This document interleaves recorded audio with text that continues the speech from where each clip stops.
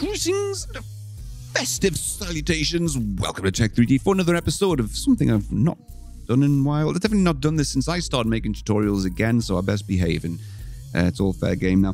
Me reacting to other people's tutorials, other tutorialists. It's not a word. Right, look, the format's changing. It has to, mate. What I normally do is I'd go to YouTube for these reaction sort of videos, these critique videos, and I'd pick one at random, something that's gone up in the last week. I tried doing that in the last take. I can't work with any of the stuff that's gone up in the last week, mate. It's what a load of absolute shit. It really is. The stuff that people think passes for tutorials, I can't work with it. There's nothing I can say about them because there's nothing there. I just pick something at random. How to create a rib, right? Watch. It's just silence. Silent tutorials, mate. These should have stopped 10 years ago. This is not a CAD. This is not a tutorial, mate. Stop. Just stop. It's just you. It's watching you do what? Take a guess. All right, just watch me. just watch. Just stop. So I can't work with any of that. I can't pick something at random because there's so much absolute dross going up. But, so, I've had a look and I found one that I want to cover. It's a bit different, this one. So this one's called Dog Tag Tutorial, uploaded 4 days ago by, the channel's called Ian Finn. Right. This is, it's clearly a young kid, right? Who's in the education system, and I think he's made this video, I think, for his tutor or for his lecturer or teacher, because it says students will use Autodesk Inventor to draw a dog tag. So it's like it was a challenge, and it's been posted for his tutor. Thing is, you put it on YouTube and you've tagged it dog tag tutorial for the world to find. It's now in the same bag as every other tutorial up there. So maybe it should have gone up unlisted or on a different platform, but it's there. So I'm not going to critique this in the same way as I would critique, something done by an adult, obviously. But I've watched the majority of this already, and there's a lot of sort of not great practice in there. But I'm not going to be, in fact, I'm not going to be at all harsh because it's just a young lad. What I am is really chuffed that Inventor's getting used in the education system at this level, and there's a future generation coming through with it. So let's take a look. Hello. The point of this is, maybe this lad will see this and just find different ways of doing what he did, because there's a lot of not great, not the best practice in here. The model's fine. The end, you get the model done, but there's just better, more productive ways of doing it. And anyone who's starting their journey might watch this and see different ways of doing something. So if you're an experienced Inventor user, you're not going to learn much from this, but you can tell from the kid's voice. Today we will be making the tiger quite tag young. on Inventor. To get started, open up First thing I Inventor. spotted though is clearly at school. Mate, note to school. Why are you using 2017, Inventor 2017, 6 years old at this point? I know the kid's not going to end up in employment in the next year or two, but every educational establishment or institution does have access to current up-to-date Autodesk licenses. No real reason or excuse for them not being taught on the current version, not something 6 years old. And I know the kid might move on to be a lawyer or, I don't know, like a plumber or something, but why be 6 years old at this point? The video just went up a few days ago. Once you open it up, it may ask you for a survey. If the survey pops up, please Talking about the customer experience survey. To get started, we're going to click on That's not something you would mention in a tutorial. New But and standard.I. IPT. You can hear his school in the background, the classroom noise. To start, we're going to click on 2D Quite Sketch adorable. and the XY pane. And click on the rectangle. Right, so this is where the start of the not great practice comes in. So he's going to start sketching out in the way you would used to do it a long time ago. So I don't know, maybe his teacher's from a generation from, I don't know, early Inventor days and hasn't been taught the current ways of doing things. But just draw. So he's randomly drawing the rectangle in click on the space. Dimension tool and click on the top. No Drag it up, constraints. and you're going to want to type 2. And placing the dimensions separately. So what I'll do is I'll just flip over to Inventor in a second and show you on the left side of the the quicker, tab, drag it better out. way of doing And this. this time you're going to type 1.25 and hit the enter sign. Right, so he leaves his sketch there. It's the right size. Extrude that, you'll get the right shape. Whether, because it's not constrained around the center point, right? Whether that matters when you import this into a 3D slicer, I don't know. Probably not, but it's just best practice to constrain anything symmetrical around that point. So we'll hop on over to Inventor and do what he did, but the way it's done currently with the tools that Inventor offers. So you would start your sketch correctly on the XY plane, but rather than just sort of sketch out randomly in space, which he did with just the normal 2-point rectangle, you've got these other tools here which allow you to just position the foundations of the part in the right place right from the start. So knowing it's a rectangle with a center point, you would snap to the dot, which is the intersection between all the axes. So think of, you've got the little triad down here at the bottom, X, Y, and Z. So where all of those lines cross over, there's a dot where those lines cross over each other. That's the center of space in the Inventor part. And you want to just snap to that there. That's what that dot is. Pull it out. He then placed the rectangle and then went to the dimension tool and then placed the dimensions like this, right? Again, that's the old way of doing it, right? You did that a long time ago in Inventor. There's a much faster way of doing that. In fact, that's kind of the old AutoCAD way as well. So nowadays, you would select the dot, pull out, and you can see on screen, I can't point at it right there. I can't even move the mouse to it, but there's two little fields to the top of the rectangle and to the right of the rectangle. That's Inventor saying, what's the size of this going to be? If you know what the size is, type it in right now. So you can type in 2 for the length, press tab on the keyboard, and it'll tab into the width. And you can see now it's locked in 2 inches for the length. And then for the width, you can type in like 0.25 and then press tab.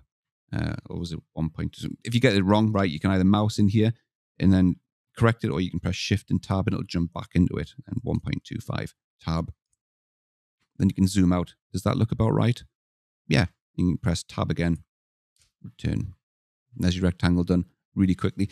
So that's a lot quicker than sort of doing it in 3 or 4 different mouse clicks. So without talking, it's just basically center, point rectangle, 2, tab, 1.25, tab, return. And it's that quick. It's a lot more productive than doing it in separate commands. Next, we're going to remove the corners. So click on the fillet tool. Okay. So he's going to do some... Type 0.5. He's doing some 1/2-inch fillets on the corners of the dog tag. So again, fine, right? It's a very simple model. The model will be right at the end, but best practice is always to make your fillets the last thing that you do. Chamfers and fillets, because you're removing edges, you're removing material. You want to do that at the very end where possible, because you're removing features and faces and edges that you may need in the future. It just makes things more complicated. So you tend to do them last. And you also, where possible, this goes back to a best practice video I did a few months ago. Make your sketches as simple as possible. So a fillet, really, if it can be done as a 3D feature, do it as a 3D feature.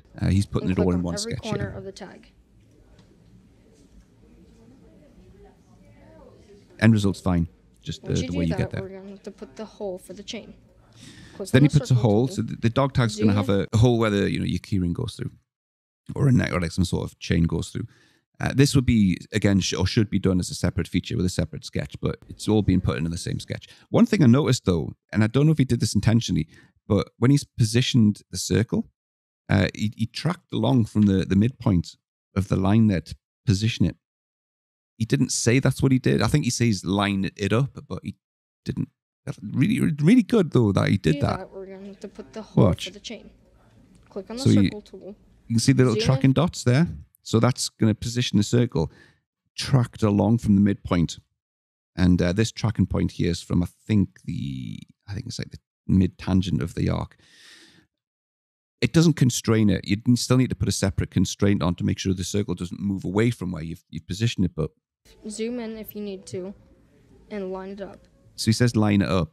Didn't say what he was doing or how he was doing it.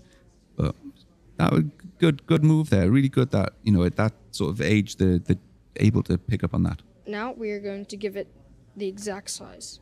Click on the dimension.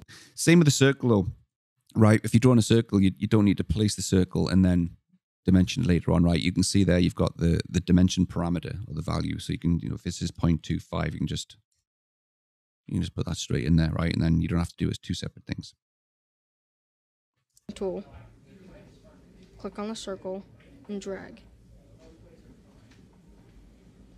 Click again and type 0.125 and hit the check mark. Right, I don't know if he constrains we are going this. to click on it again. Click on the center of the All circle. right, so he's dimensioning it to the edge of the dog tag. This is Inventor. Inventor's like really bad at feeding back to you what context you are in within a command. Click on the left side of the tag and drag it to the center if you want to. So that positions it correctly away from the edge of the dog tag. It's not constrained sort of on the vertical. This time you're going to type 0.13 in the box. Perfect. Now that we've done that, so adorable. You're going to finish the 2D sketch. Click up here. Right, so jumping into the extrude now, I think, or is he? Now we have the shape. So we're going to want to extrude this. Yeah. So click on the Extrude Tool and click on the one that has the arrows pointing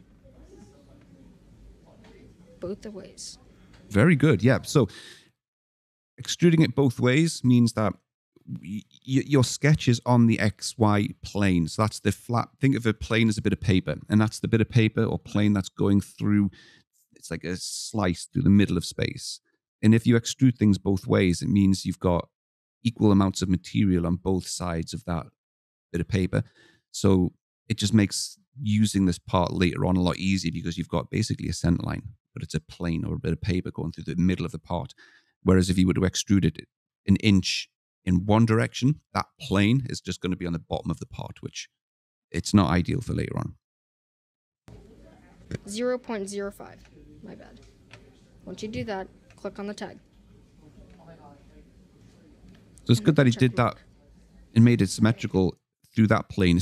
It's not symmetrical through the other planes. It's only through you now have your 3D tag. One plane. So that circle there with the fillets, really what you should do is just extrude this as you've got it here, right? Go to extrude. In fact, you don't even have to click the buttons, right? If you want to do best practice, you can sort of right click and you've got everything basic that you need around here, right? So you can go to extrude there. You can left click the sketch line and you'll see a little pop up where you can create an extrude. Autodesk have put a lot of work in a long time ago, right? This was when sort of clicks and picks and mouse movement was a big sort of feature battle with SolidWorks.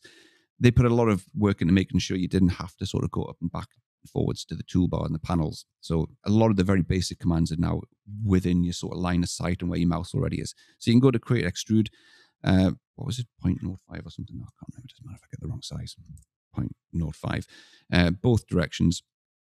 So that's one feature with one sketch. And then the whole, just 2D sketch on that top face. I'm going too fast. And then circle. So he did it right. He sort of tracked along from here, positioned the circle, and then it would be I don't know what the size is. 0.123. I don't know.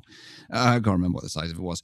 And then you would have to then make sure that it can't move around, because although we're tracked away from that edge, you can see it can still move the circle around. I'll just undo that. So he put a dimension between the center of the circle and the edge, which is correct. You do need that. And I don't know, 0.2. Let's just make it 0.2. But it can still move up and down. So that dimension stopped it from moving away from the edge, sort of horizontally. But to stop it from moving up and down, your brain kind of thinks, well, I need a 0 millimeter dimension from there to there, but that would work. But that's what these constraints appear for. These are constraining or fixing the objects to or from other points within your sketch.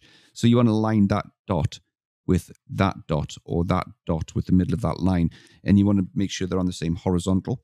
So you would use a horizontal constraint. So you pick that, select the middle dot of the circle, which is the center point, and then select that dot, and it brings it down. And you can see the color changes. That means when it goes from purple to white, there's different color schemes in Inventor. The colors be different based on what you've got set for your settings, but you'll also see down at the bottom it says fully constrained. So now when you grab the circle with the left mouse button, it doesn't move. That's where you want to be.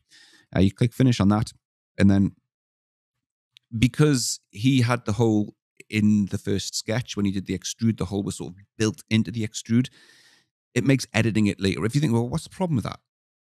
it's a whole video which I talked about a few months ago. It makes future editing a lot easier if you've got a separate browser feature for each thing going on in the model. So if there is a hole there and you want to make a change to that hole later on, it's just a lot easier if there's a hole feature here.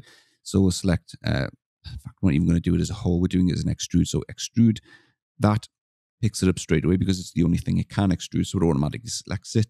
And then you want to extrude to that bottom face. So we'll pick through all works, or you can say to that face. Make sure that's selected as a cut. Click OK. And there you've got extrusion to. You can even rename this as you want. And, this is the hole, or just call it hole, right? But you can rename it so you know what it is later on. It just makes going back to it. And if you're opening up someone else's model and you don't know what they've done, this is the hole. All right, that's the hole. I want to make the hole a different size. So you can just expand that and go, well, that's the hole. That's the sketch that made the hole. And you can just edit that rather than figuring out a complex sketch. And then the fillets, well, these should always be done last. So I'll do those last. Let's see where he's going next. Now we are going to want to save it. So go up into the top. He's not finished yet, but he's saving it. He knows the crack. Yeah, he's worked with Inventor for a few months probably. He's seen it crash out on him. So yeah, you want to save it. Call this dog tag. Last thing you want is for it to crash and you lose your work. Click this save button and save it into your folder. Although, hang on a minute, is this Windows Vista? Or Windows? No, it's Windows 7. This video was done in 2018. I've just seen the date at the bottom. Why is it only gone up today? Was it a few days ago? Uploaded 5 days ago. Why was someone uploaded a 5-year-old video, 4-year-old video? Never mind. I've started, so I'll finish. Let's carry on. Maybe the lad who did this is now in full-time employment. I don't know. He's in college. He's showing somebody else. I don't know. So it's saved. What next, mate? What next? Or you can save it into your H drive if you want to. Now we are going... Right. I think it was apparent that this was done for other people in his school. To improve the tag, to give the tag a little more of a look. So now... A little more of a look. To go to Sketch. Good vibe. Start another 2D sketch. And click on the tag. Yep. He seems to be having difficulty going to the ribbon bar and finding the buttons on the ribbon bar. To be clear, I do that, right? I always use this button up here, even though it's like the furthest away. But I'm sort of not following my own advice here. But Autodesk have made it so you can just left-click a face and just start a new sketch, or edit a sketch, share a sketch, right? Create sketch. It's right there. I know that, but I still always go to this button. Just absolute habit. You can left-click a face, right-click, new sketches right there. You can even left-click, hold the right mouse button, and you get this little trail, so that points down a new sketch. To do that, you have to remember where things are on that. It's called the marking or markup menu. It's one of the two. But if you know new sketches there, you can like do it really quickly, right? Just sort of flick your wrist down and then left click. I have to do it. You left click first. You can sort of flick your wrist all kinds of directions. New sketch, edit sketch, extrude, revolve, push, and off you go. But what's he doing? So he's doing a new sketch. What are you doing now, mate? What are you doing? You may want to zoom out if you want to. I don't really know if you want to. Right, zooming in and out. Yeah, it does get annoying. Inventor does find itself with some weird camera angles. You use the mouse button or the middle mouse wheel to zoom in and out, but you can just double click the middle mouse wheel and that just does a zoom extents and fills the graphics window with your model, regardless of how big it is. Now, we are going to choose the Project Geometry tool. Ooh. It may not show up. It may just show any one of these. It does, and it does that because that if the last thing you did was project cut edges or project 3D sketch, it leaves, because it's a multi-option, it leaves that one as the active button. So that's why it sometimes doesn't show up. Just click Project Geometry and click on every single line of the tag. Ah, right. No, you don't need to do that. You don't need to do that, mate. I think you've got a setting turned off because when you... or is it off by default? I think it might be off by default. if you're doing this a lot and you're projecting all the edges on a face, right, and especially if it's filleted, because that means there's more edges, you can go into your application options, and in the Sketch tab, there's one called Auto Project Edges for Sketch Creation and Edit. I said this years ago. It sounds like that was written out by a child.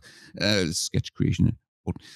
What it means, it's going to automatically project all the edges when you create a sketch or edit a sketch, right? It can be annoying, but depending on how often you're doing stuff like this, it can be useful. So now when you sketch on a face, I'm going to do it this way. Whoosh. All those edges are now automatically projected, but you're going to get stuff sometimes that you don't want. So I'm going to turn off that option because I find it makes, it gives me stuff a lot of the times that I don't want. But having said that, you still don't have to click all the edges individually, right? If you do project geometry, you can just select the face.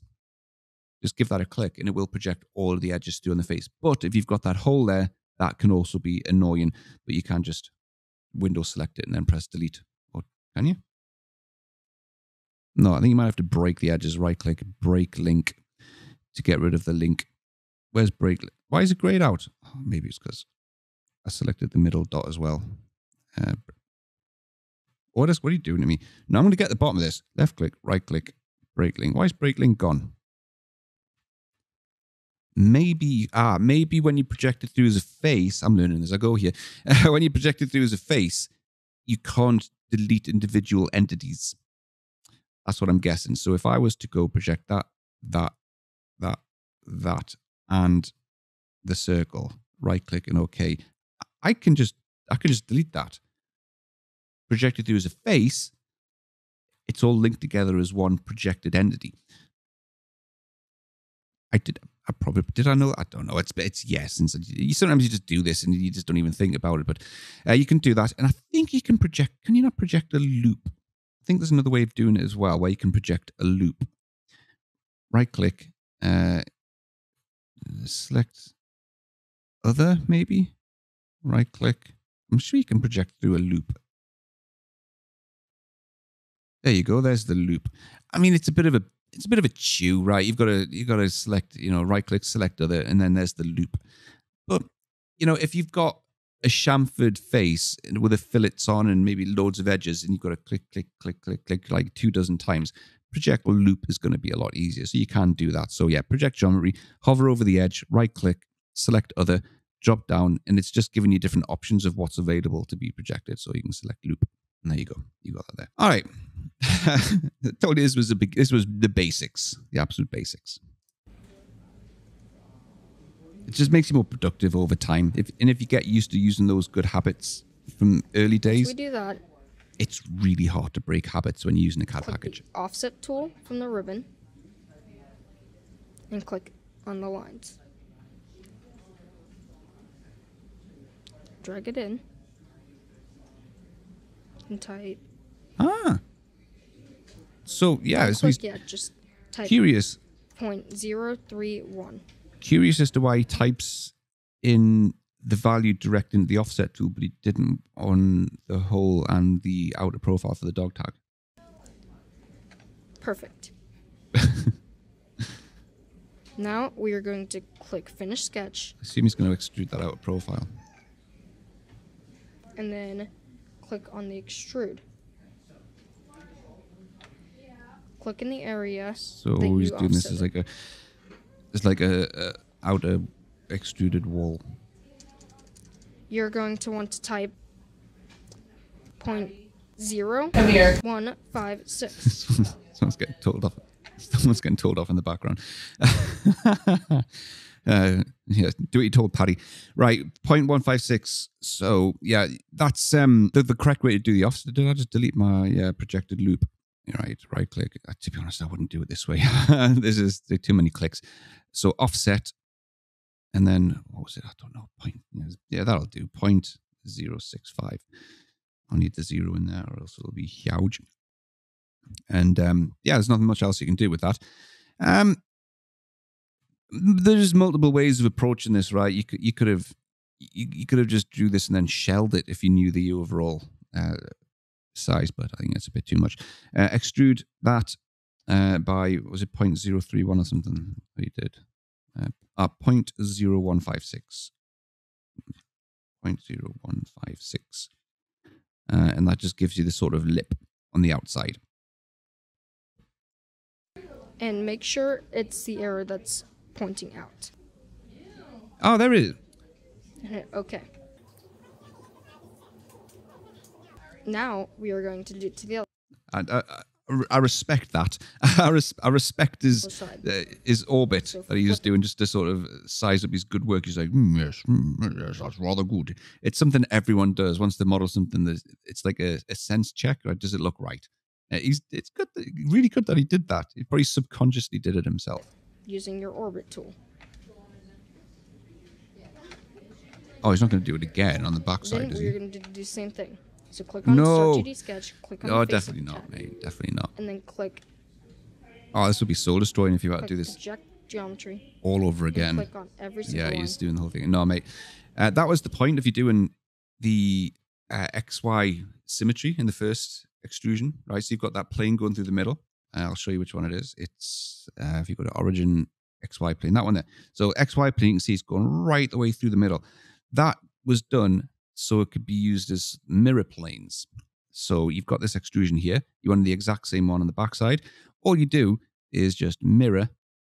You can either click Extrusion 3 in the browser, or if you press Shift and right click, you'll get this feature or selection priority. Make sure you've got feature priority selected. And then go to, is the mirror cancelled? It has cancelled, right? So mirror, select that feature, mirror plane, XY. That's it. And you're done. You've now got the exact same thing mirrored on the opposite side. Jobs are good and jobs are good.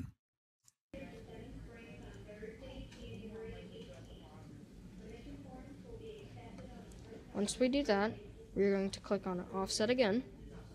Click on the outside. Yeah, this is just a huge duplication of work that you would never do. And then in a beginner's tutorial, you would always teach click people to on do the a mirror extrude. at this point. to want to test out. Just skipping because we kind of know what's happening here. Click on the face, Oh, his voice has changed. create new sketch, This is a different day. click on the text tool, Ooh, and draw a doing, box. And then boss. Then click Wow, that text editor hasn't changed in 5 or 6 years, has it? where they change the text size and change it to It's a text font. exotic. Snaz. 350 BDBT. Rolls right off the tongue, doesn't it? And type your name. Landon, I thought you were Ian. Plot twist. Who is this? And Is hit this imposter? OK.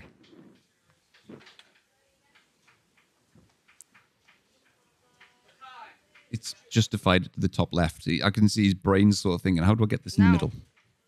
we are going to Is he going to manually move it? to make your name bigger. Click Oh, on the scale thanks, Mike's button, faulty. draw a box to select your name, click base point, click on the corner, and drag to the liking you want. Now, if it doesn't fit This is a correctly, very messy way of doing it. All right, look. Actually, do you know what? For the fillets, I think they're probably best off done before the extrusion in the mirror. Now that I know that you've got this sort of lipped raised region here, it's going to be a lot easier now to just do them at this point. So what would be a ½ inch? Was it a ½ inch? I don't know. But let's put the fillets on at this point. And the reason for that is if you place the fillets on this point, if you put a ½ inch fillet here, right, you've now got this internal wall here which won't be filleted. Then you'd have to, if you put a ½ inch fillet against that edge, you get sort of an uneven. It would just look wrong. So so now that we know that's happening, let's put the fillets on at this point, and then we'll just put that extra extrusion on. So we'll project that. We'll offset that outer edge down. But was it point? Oh, I don't remember. 0.065 or something. Sure. We'll just offset that bit. Extrude that lip. Let's remember that. Great. And then you can just mirror it. So for the features, we're going to just we need to mirror the fillets. We're just mirroring extrusion 4. And then for the mirror plane, you know what? I didn't even realize I did not even realize that you can now just select XY plane here. You don't even have to pick it in the browser. So that's the benefit of having those planes going through your model and making everything symmetrical, because you can just use these as your default planes. But there you go. There's mirrored onto the opposite side. So the reason I'm doing that is because if we had have put the fillet on with that raised lipped area, you would have had to put a 0.5 fillet on the outer edge and then on the inner edge, and it would have looked wrong having the same radius on the outer and inner edge. It just wouldn't have followed. The radius of this inner, I need to select edges. The radius of this edge is different to the radius of that edge. So if you look at the measurement, we'll do that. So radius 0.5, radius of this one is 0.435 because it's an inner edge. So yeah, it would have been better to put the fillet at that point, knowing that those extra features are happening. Right, what's he doing now? Oh, yeah, the text. So yeah, he was trying to arrange and position the text centrally. Right, so to do this, Inventor is not great with text, but by default, when you put a bit of text onto a sketch, it does justify things in a bit of a strange way. So you could go to your text tool, put your box in there. You can't really constrain it right from the off, right? There's no center point rectangle here. It is just a bit random. So he picks his text font. Oh, I don't know. Something that's not going to look awful gothic, right? So Neil, that'll do. For the size, this is why it's so bad, because you don't know how tall the text's going to be. It's not doing it sort of in context, not dynamically showing you the text in the model. So is 0.120 inches big enough? I don't know. But you can put your size in here, let's put 0.4. But for the justification, right, you just click this here, very much like Microsoft Word, right, or the Office feature. So you can center justify and then middle justification, click OK, and then it puts it upside down. Because why wouldn't it? But you can see the Y axis is pointing downwards, so it assumes Y is up. So that's why it's done that. It's just so bad. It's so bad. I mean, look at that. When you move Autodesk, why are you like this? Why are you like this? Right, so we'll do the horizontal constraint again. Put that to the midpoint, and then horizontal, the vertical constraint there to there. It's a dreadful text system. It really is. But there we are. There's your text. And click on the corner and move it to the center. But the way it's being done here, it's very random. You can clearly tell that like the text is lower down than the middle of the dog tag. So that's how you get it central. Yeah, you constrain your text box edges or midpoints to that dot. And then finish your 2D sketch. Now click on Emboss. Emboss. Click on your name. Type 0.0156 and hit OK.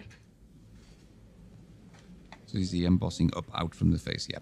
So yeah, what emboss does, you can see there. Emboss takes the text and it almost extrudes the text off the face, but emboss can also cut into a face as well. So emboss, pick your text. You did that the right way. There's nothing wrong with the way you did that. It was absolutely fine. I don't know. What was it? 0.02? I don't know. Going up from the face. What kind of number is that, Neil? And then click OK. There you go. So yeah, you can either go out, or if you go for this option here that engraves from the face, but sort of cuts into the face. So you flip it around that way, and you'll get a cut like that. But there you go. I think that should be it. I don't think there's much else to do. You have now finished your dog tag. You finished your dog now tag. The final thing would be to export it as an STL file, which you just save as STL. So yeah, look, that's a couple of things. I sort of, it's even the simplest of things can sort of catch you out and make you think, like, at what point to do the fillets. And that text is awful. It's never been a good text system. But look, the part is the same. If we were to go to our mass, like if I was to follow him step by step, and we were to go to the properties of the part and look at click update on that, look at the mass. So the weight of the tag would be the same, providing that you set the material up here. You don't need to set the material for 3D printing, but setting the material there then impacts on the mass. So it's now 0.002 pounds mass. So yeah, there you go. That's I just found that an adorable little tutorial. It's I assume being uploaded by someone from a while ago. And maybe like I say, they've gone to college, university, and now they're putting up their old stuff for nostalgic reasons, or maybe I don't know, but it's on YouTube for everyone to find now, mate. Hopefully the people or the kids that were in this class are now using Inventor, right? Maybe they're not. Maybe, like I say, they're all lawyers or something, or I don't know, tilers. Good that it was getting used in the education system. I was looking at Windows 7 going, really? Behind the times there. But yeah, it's from 2018. Anyway, right, I'll do. So just maybe you picked up some things along the way. I did. There's a couple of mistakes. I would normally have just started the video again, but I just thought, nah, do you know what? That's just the quirks of Inventor. It's been a long one. Thanks very much if you stuck with me throughout this. Thanks again for the channel members who keep me going, and to the guys who are on the executive C-suite level. I'm going to be setting up that meeting soon. I said I've had some family stuff going on recently, which has sort of derailed a lot of the stuff that I've been doing online. But thanks for your support, and didn't make this to hopefully. I don't think I've critiqued the lad, right? Just showing if you are doing things that way, there are better ways of doing certain things. But yes, thanks very much for watching. Thanks for your support. Hope you have a good holidays. I'm English, we don't say holidays. Hope you have a good Christmas, and I'll see you in the next one.